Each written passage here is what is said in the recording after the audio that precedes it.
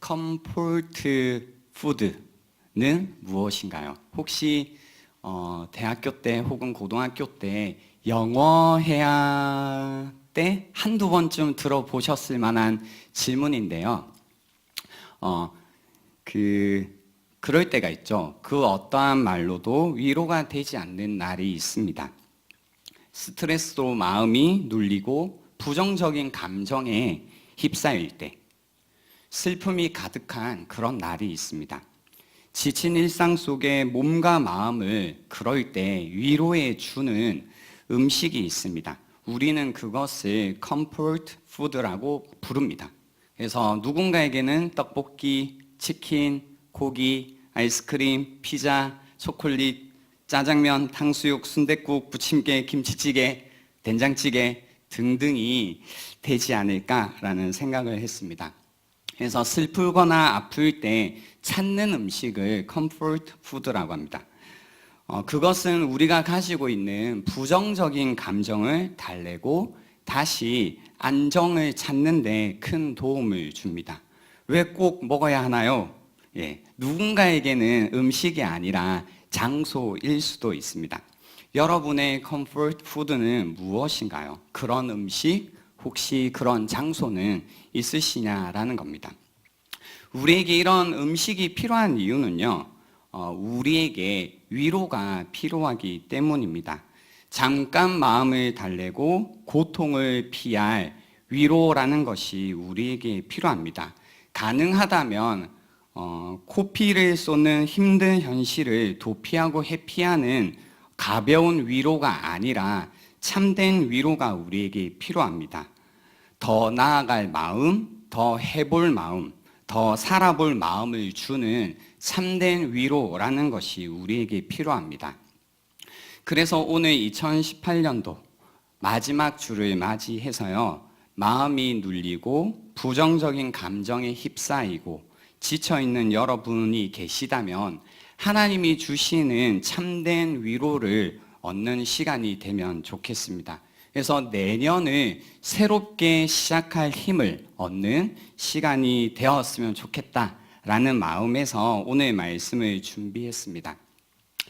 첫 번째, 참된 위로를 우리가 얻기 위해서 필요한 것이 있습니다. 그것은 무엇이냐면 상태를 확인하는 것입니다. 오늘 본문 49절 말씀에 보시면 이런 말씀이 있습니다.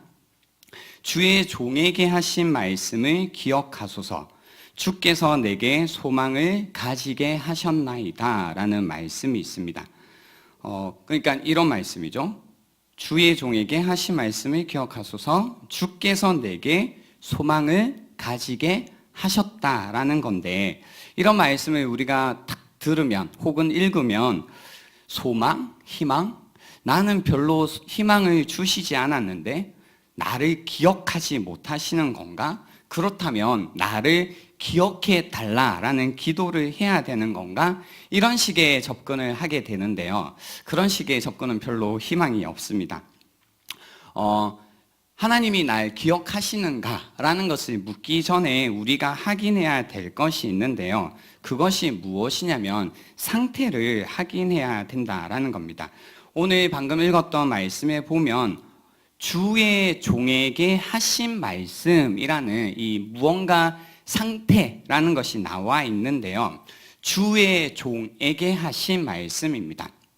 그래서 내가 주님의 종의 상태인가를 사실 이 말씀을 저희가 더 진행하기 위해서 무언가 소망을 가지고 참된 위로를 얻기 위해서는 꼭 확인을 해봐야 된다라는 겁니다.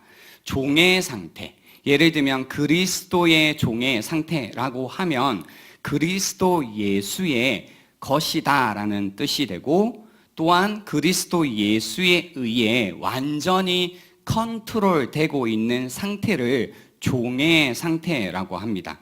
그래서 예수님에 의해 완전히 다스림을 받고 있는 상태가 예수 그리스도의 종의 상태가 되는 겁니다. 그래서 종은 늘 주인의 말씀을 듣는 자입니다. 말씀을 듣고 그 말씀으로 살아가는 자가 종이라는 겁니다. 그리고 그 종은 그 말씀 안에서 소망을 가지게 됩니다. 그 말씀을 듣고 그 말씀을 따라 살 때 소망을 발견하게 되는 겁니다. 그래서 주님의 말씀이 나를 사로잡아 더 이상 내 삶이 나의 것이 아님을 깨닫고, 아, 이제 내 삶은 주님의 것이구나 라는 고백을 하게 되고, 또한 이제는 내 감정과 나의 어떤 욕심에 의해 컨트롤되는 삶이 아니라 주님의 말씀에 의해 내 삶이 완전히 컨트롤되고 있는 상태, 이것이 종의 상태라는 겁니다. 그래서 여러분이 무언가 위로, 소망이라는 자리에 가기 전에 상태를 먼저 확인을 하셔야 되는데요. 나는 정말로 주님의 것임을 고백하고 있는가? 또는 나는 주님의 말씀에 의해서 다스림을 받고 있는 주님의 종의 상태로 있는가라는 것부터 확인을 하셔야 됩니다. 우리가 이제 컴퓨터를 할 때 인터넷을 쓰잖아요. 근데 인터넷을 할 때 인터넷이 안 되면 무엇을 꼭 확인해야 되냐면 네트워크 상태를 확인해야 됩니다. 마찬가지로 우리가 종의 상태를 확인하기 전까지는 무언가를 하나님으로부터 받는 것을 기대하는 것이 어렵다라는 겁니다. 그래서 나는 주님의 종인가? 그래서 주님의 것임을 고백하고 있는가? 내 삶이 오롯이 주님께 속해 있음을 나는 고백하는가? 그래서 주님의 말씀에 의해서 내 삶은 다스림을 받고 있는지 한번 살펴보셔야 됩니다. 왜냐하면 절망이라는 것은요, 방황에서 오게 됩니다. 무엇을 해야 될지 모를 때, 어떤 것도 붙들 것이 없을 때 방황하게 되고, 그리고 절망하게 됩니다. 어떻게 살아야 할지 모르겠다라는 생각을 하게 됩니다. 그래서 말씀에 우리의 삶이 사로잡히기 시작하면요, 이런 생각이 오죠. 아, 이렇게 살면 되겠다라는 그 무언가가 생기게 되는 겁니다. 그래서 오늘 말씀 가운데 여러분에게 먼저 드리고 싶은 질문은 나는 어떤 상태인가라는 겁니다. 내 삶의 주인은 누구인가라는 겁니다. 내 삶의 주인이 혹시 나이기에 소망이 없고 절망 가운데 방황하며 살고 있는 것은 아닌가라는 겁니다. 그래서 참된 위로를 얻기 위해서는 우선 우리가 확인해야 됩니다. 나의 상태. 나는 주님의 종인가? 주님의 종으로서 내 주인 되신 그분의 말씀을 들을 준비가 되어 있는가를 먼저 확인을 하셔야 되고요. 두 번째는 참된 위로는 고난 중의 삶을 지속해 나가게 하는, 지속시키는 힘을 준다라는 겁니다. 50절 말씀에 보면 이런 말씀이 있습니다. 이 말씀은 나의 고난 중의 위로라. 주의 말씀이 나를 살리셨기 때문이니이다 라고 합니다. 이 말씀은 나의 고난 중의 위로라. 주의 말씀이 나를 살리셨기 때문이니이다. 그래서 고난 중에 나의 위로는 이것이다 라고 하는 거죠. 우선 고난은 무엇일까요? 이제 뭐 힘든 상태, 어려운 상태, 괴로운 상태라고 우리가 이제 알고 있는데요. 제가 저희 성숙반에서 나눴던 정의를 가지고 한번 나누면, 고난이란 자신이 원하는 대상을 얻지 못하고 원치 않는 것을 받게 된 상황을 고난이라고 정의할 수 있습니다. 그래서 내가 원하는 대상을 얻지 못하고 내가 원치 않는 것을 가지게 되고 받게 된 상황이다 보니까 그 안에서 상실감 또는 고통, 슬픔, 어떤 약점이라는 것이 노출되고 있는 상황입니다. 그래서 그런 고난 가운데서 우리는 그 고난을 피해서 달아나거나 또는 비명을 지르고 싶거나 때로는 죽고 싶게 만드는 어떤 마음이 들기도 합니다. 그래서 이런 고난 가운데 있으면, 이런 경험을 하게 되면 뭔가 삶이 자꾸 불공평하다라는 생각을 하게 되고, 삶에 실망하게 되고, 낙담하게 되고, 좌절을 맛보게 됩니다. 내 삶에 대한 좌절, 낙담, 실망, 불공평이라는 것을 느끼기도 하고, 또는 세상을 향해서도 세상이 불공평해, 또는 신앙이 있는 분들은 하나님이 불공평해, 또 실망도 하죠. 하나님을 향해 실망하기도 하고 이 세상을 향해 실망하기도 하고 무언가 낙담하고 좌절을 맛보게 되는 겁니다. 거의 죽은 것과 같은 상태가 되기도 한다라는 겁니다. 그래서 이런 고난 중에 무언가 내가 원하지만 그 원했던 것은 받지 못하고 원치 않는 것만 계속 받는 이런 고난의 상태 가운데 위로라는 겁니다. 위로. 이런 고난 가운데 여러분은 어떤 위로를 찾아다니시나요? 그러니까 대부분은 그런 것 같아요. 그 고난이 그거라고 했잖아요. 자신이 원하는 대상을 얻지 못하고 원치 않는 것을 받게 된 상황이다 보니까 고난 가운데 있을 때, 고난 중에 있을 때 대용품을 찾는 것 같아요. 그러니까 내가 A라는 것을 정말로 원했는데 A라는 것을 갖지 못했기 때문에 그러면 이거라도 저거라도 내가 원하는 대로 할래라는 생각을 하게 됩니다. 그래서 원치 않는 것을 받게 된 상황 속에서 내가 원하는 것을 갖겠다 하겠다라는 어떤 생각을 하게 되죠. 그래서 원하는 대로 먹는 사람도 있고, 그죠? 네. 원하는 대로 자는 사람도 있고, 원하는 대로 화를 내는 사람도 있고, 원하는 대로 짜증을 내는 사람도 있습니다.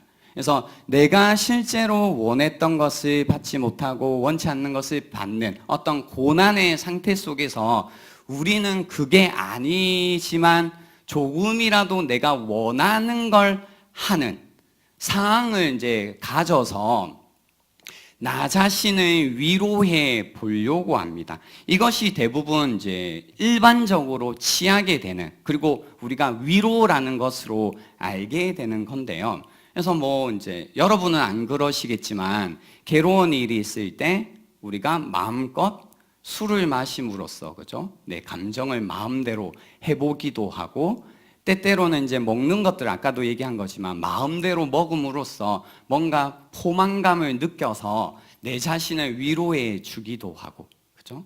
위로가 넘치시는 분들도 보이긴 하는데요.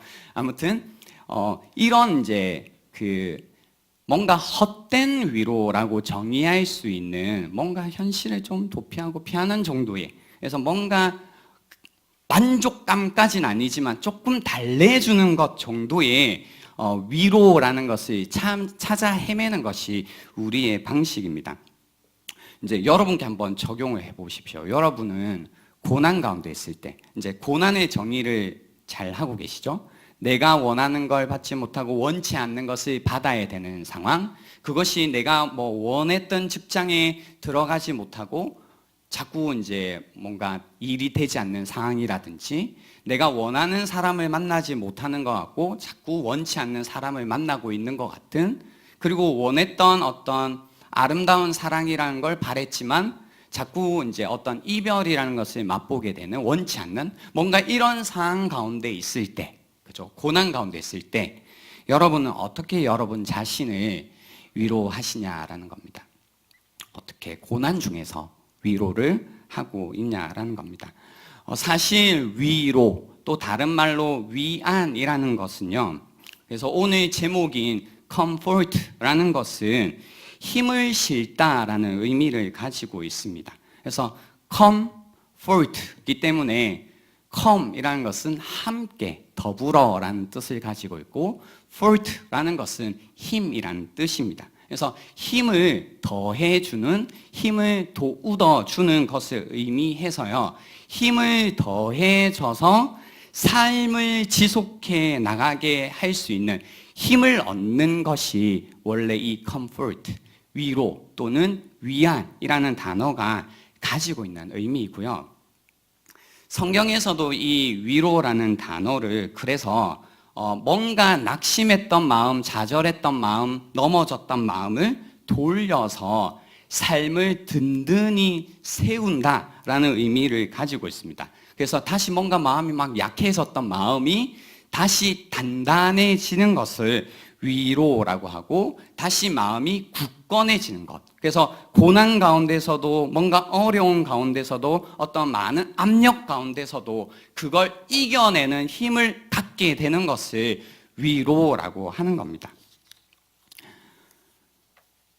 그래서 오늘 우리가 읽었던 시편 119편 이 본문 속에서도요, 이 고백을 하고 있는 시인도 자신이 고난 중에 있다라고 이야기합니다. 그러나 이 고난 중에서 주님이 주신 말씀이라는 것이, 또 다른 말로 주님이 주신 약속이라는 것이 위로가 되었다라고 하는 겁니다. 그죠? 그러니까 뭔가 깨달아지는 게 여기에 있어야 되는 거죠. 그런 고난 가운데 있을 때 우리에게 진정한 위로를 주는 게 사실 거의 없거든요. 그러니까 여러분이 위로라고 이제 취하는 것들, 뭐 어떤 말이든 행동이든 그 무엇이 실제로 다시 나로 하여금 그 고난을 딛고 서서 다시 삶을 더 살아가도록, 더 나아가도록 하는 힘을 주는 것까지는 거의 없거든요. 그죠? 근데 고난 중에서 오늘 본문에 보시면 시편 기자는 위로를 얻었다라는 겁니다. 정말로 위로. 우리가 생각하는 것보다 더 깊은 의미에서의 위로를 얻었다라는 겁니다. 위협 가운데서, 위험 가운데서, 낙심되는 상황 가운데서 그 말씀을 붙들고 위로를 얻었다라는 이 이야기를 하는 겁니다. 고난 받을 때 그 말씀이 이 시편 기자에게 위로가 되었다라는 고백을 하고 있는 겁니다. 세상 사람들은 끊임없이 헛된 위로를 찾아다니지만 시편 기자는 위로를 오직 하나님의 말씀에서 찾았다라는 겁니다. 왜냐면요, 그 주님의 말씀이 자신을 살렸기 때문이다라고 하는 겁니다. 그래서 50절 말씀 다시 보시면요, 이 말씀은 나의 고난 중에 위로라. 주의 말씀이 나를 살리셨기 때문이다라고 고백하는 겁니다. 여기에서 살리셨다라는 것은 산다 또는 보존한다 또는 살리다, 회복시키다, 소생시키다, 다시 살린다라는 의미를 가지고 있는데요. 그래서 이 시편 기자는 주님의 말씀이 내 고난 가운데 위로가 되어서 다시 내 마음이, 내 삶이 회복되었다, 소생케 되었다, 다시 힘을 얻었다, 다시 일어서게 되었다라는 이 이야기를 하는 겁니다. 그래서 우리는 그러죠. 늘 희망과 절망 사이에 흔들립니다. 그러지 않은 사람이 어디 있겠습니까? 그죠? 그렇지만 고난 가운데서 죽을 것과 같은 절망감에 사로잡힐 때도 있지만, 그리스도인이라도 그렇죠. 정말로 못 살겠다, 더 이상 못하겠다, 이래로는 나는 아무것도 못하겠다 라는 절망감에 사로잡힐 때도 있지만, 하나님께 내가 속해 있음을, 그분이 여전히 말씀으로 나를 인도하고 계심을 우리가 신뢰하는 이들에게는 그 내면 가운데 영원토록 마르지 않는 샘 하나가 이제 있는 것처럼 그 샘 가운데서 끊임없이 솟아나는 생명, 우리가 말하는 영생이라는 것을 통해서, 그죠? 절망하지만, 넘어지지만, 자빠지지만, 더 이상 못하겠다라는 마음이 들지만 다시 일어서게 하는 힘이 거기에서 나온다라는 겁니다. 나를 다시 살리고 회복시키는 그 말씀이 나로 하여금 참된 위로를 얻게 하셔서 나를 살리신다라는 겁니다. 그래서 그 참된 위로는요, 내가 정말로 종의 상태인가? 그래서 주님의 말씀을 정말로 듣고 있는가? 그 말씀에 의해서 내 삶이 다스려지고 있는가를 확인했다면 그 말씀으로 이제 내 삶을 위로하는, 그리고 그 말씀 때문에 다시 일어서는 그 힘이 되는 겁니다. 그런 다음에 우리가 해야 될 것, 세 번째는 무엇이냐면, 참된 위로라는 것은 계속되는 부정적인 생각이 아니라 주님의 말씀에 계속 긍정하며 살아가는 것입니다. 오늘 51절 말씀에 보시면 그래서 이런 말씀 있죠. 교만한 자들이 나를 심히 조롱하였어도 나는 주의 법을 떠나지 아니하였나이다 라고 나와 있습니다. 교만한 자들, 하나님을 모르는 자들, 그죠?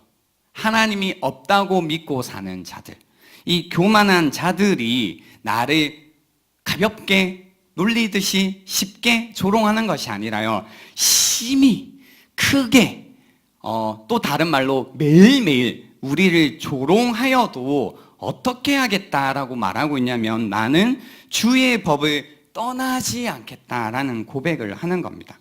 그래서 이 말씀은 어떤 의미냐면, 끊임없이 우리를 조롱하는, 우리를 유혹하는, 우리를 넘어뜨리는 어떤 하나님이 없는 상태에서 해줄 수 있는 말들을 듣는 것이 아니라, 나라는 존재를 끊임없이 주의 법에서 떠나지 않는다, 주의 말씀, 주님의 약속에 나를 붙들어 매겠다라는 그 이야기인 겁니다.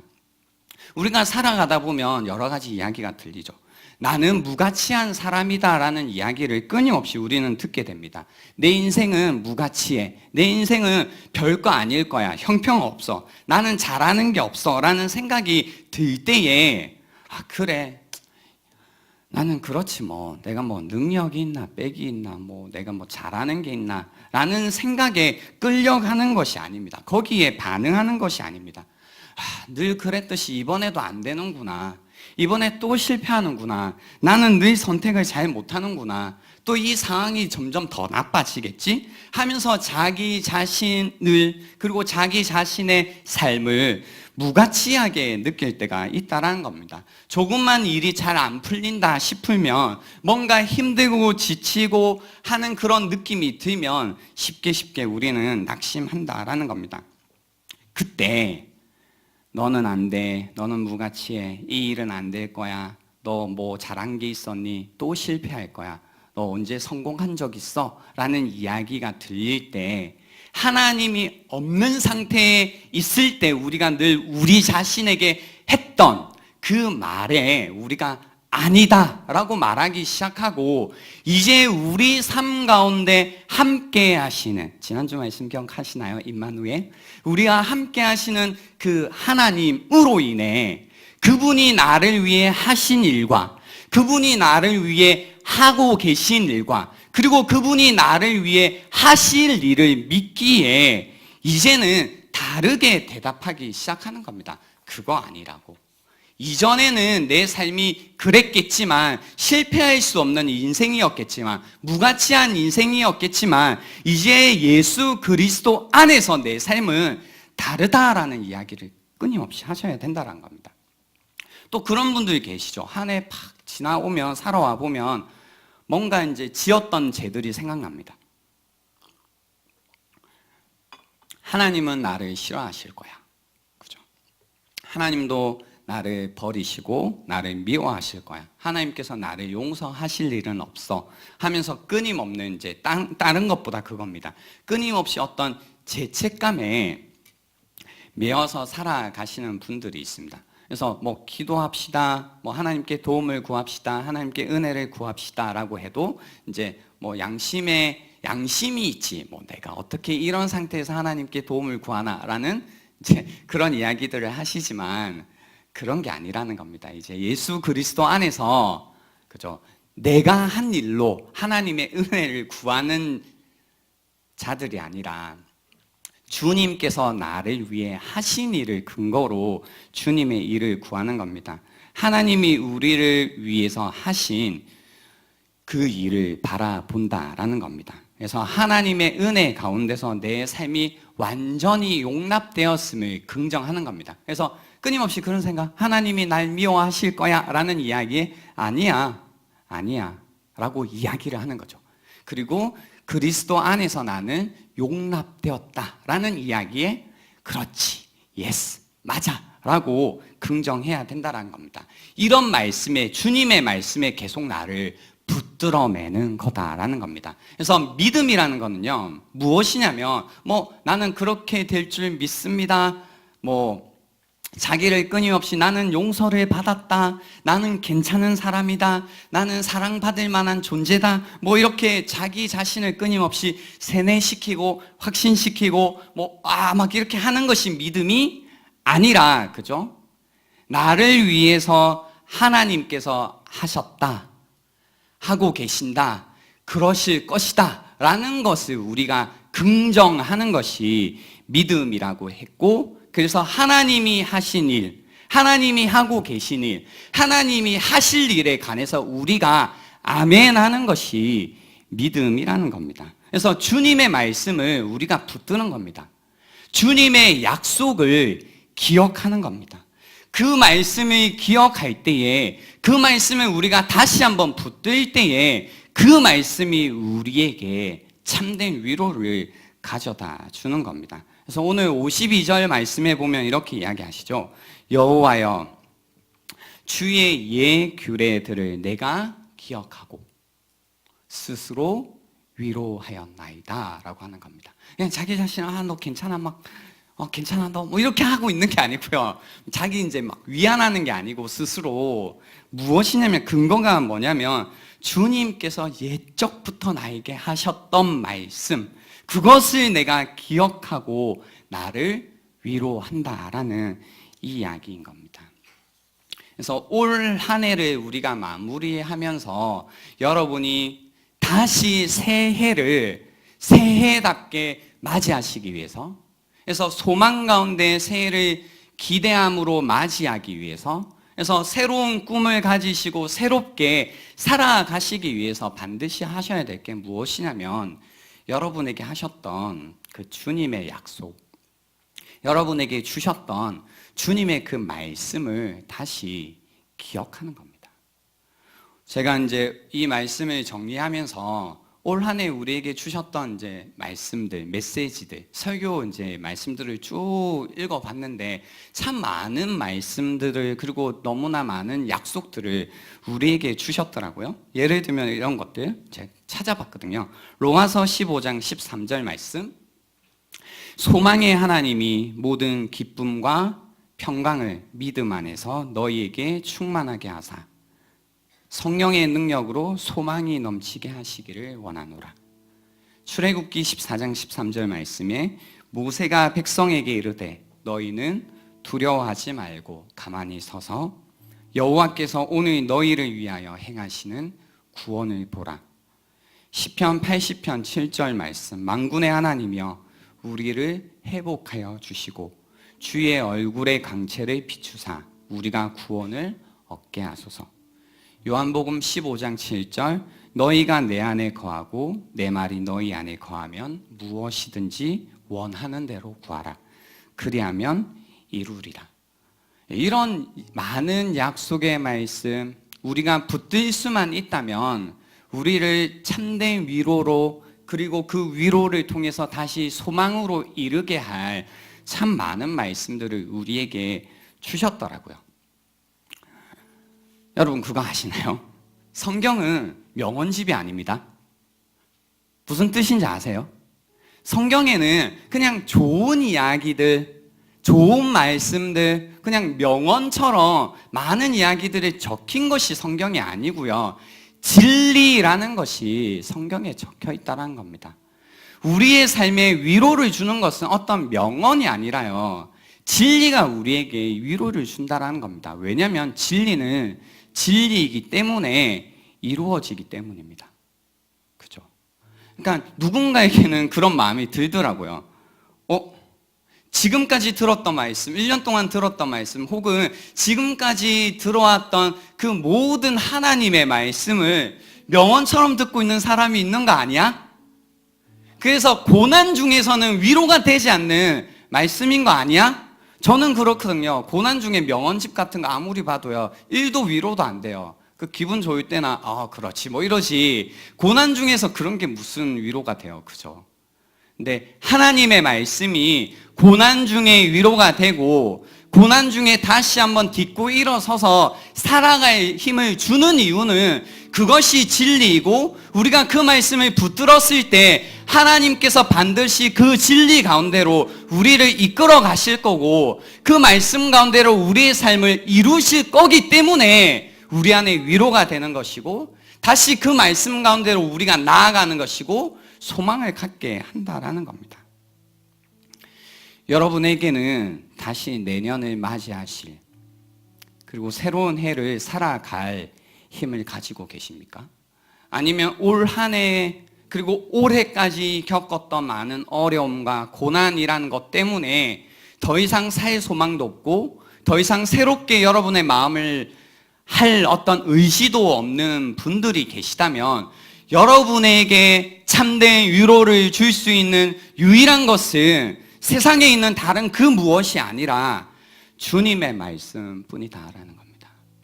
주님의 말씀이 주님의 말씀으로 여러분의 삶을 사로잡기 시작하고 그 말씀 가운데 여러분이 다시 한번 소망을 가질 때 그때에만 그 말씀이 여러분에게 참된 위로가 된다라는 겁니다. 저에게 위로가 됐던 말씀을 여러분에게 한번 나누고 오늘 이 시간을 마무리하고 싶은데요. 이제 시작할 때 저도 그랬거든요. 되게 낙심이 되더라고. 뭐가 낙심이 됐냐면요. 저는 하는 일이 뭐냐면 설교자죠. 설교를 합니다. 거의 3년 가까이 설교를 했죠. 제가 설교를 할 때 목적이 뭔지 아세요? 멋지게 설교하기? 아닌 거 아시겠죠? 별로 안 멋지잖아요. 그럼 뭘까요? 이 시간을 때우기? 아닌 거 아시겠죠? 그럼 뭘까요? 저의 설교의 목적은 너무나 분명합니다. 여러분의 마음이 변하는 겁니다.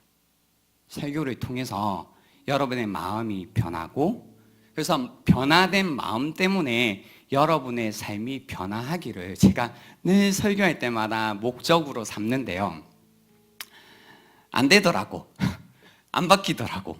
그러니까 마음이 거의 안 변한다라는 생각이 들더라고요. 마음이 변한다는 건 뭐냐면 끊임없이 나를 믿고 나를 의지하고 내가 좋아하던 대로 내 욕심대로 내 감정대로 따라가던 인생에서 마음이 변해서 다시 하나님으로 내 마음이 향하고 하나님이 막 좋아지고 하나님을 막 사랑하고 하나님의 뜻대로 살아가고 싶어하는 뭐 그런 마음들이 생기는 것. 아, 정말로 주님의 뜻이 맞구나 라고 이제 막 마음이 변하는 것이 일어났기에 여러분 삶 가운데 변화가 일어나는 것, 이런 거 정말로 바라는데요. 안 그러더라고요. 그러니까 몇 년 했는데 안 되니까 낙심이 되는 거죠. 안 되나? 안 되는 건가 이거? 나는 된다고 믿고 왔는데 안 되는 건가? 하나님께서는 뭘 하시는 걸까? 아니야, 내가 잘못하고 있는 걸 거야. 내가 똑바로 하면 될 텐데 내가 제대로 못해서 그런 걸까? 뭐 이제 자책을 했다가 막 탓을 했다가 뭐 이러고 있더라고요. 그때 이제 저에게 위로가 되었던 말씀이 무엇이었냐면 빌립보서 1장 6절과 빌립보서 2장 13절 말씀이었습니다. 너희 안에서 착한 일을 시작하신 이가 그리스도 예수의 날까지 이루실 줄을 우리가 확신하노라. 너희 안에서 행하시는 이는 하나님이시니 하나님께서 일하신다라는 겁니다. 그러니까 이 말씀이 저에게 위로가 되더라고요.